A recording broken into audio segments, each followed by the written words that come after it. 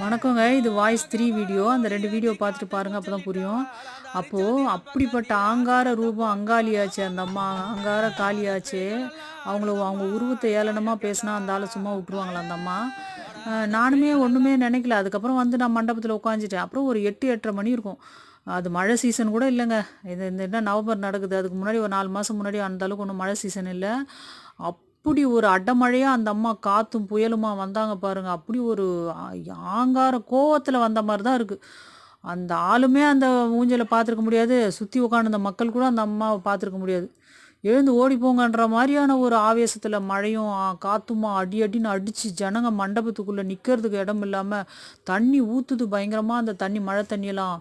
Current off ஆயிடுச்சு. ரொம்ப கஷ்டம். அப்போ நானு இதெல்லாம் மறந்துட்டு, நானே எனக்கு ஞாபகம் இல்ல ஆனா நானுமே வேண்டுறேன். "ஆத்தா இப்படி மக்கள வாட்டி வதைக்கிறியே, ஏன் தாயே உன்ன பார்க்க ஆசையா வந்தவங்கள ஏம்மா இப்படி பண்ற?" அப்படின்னு நானுமே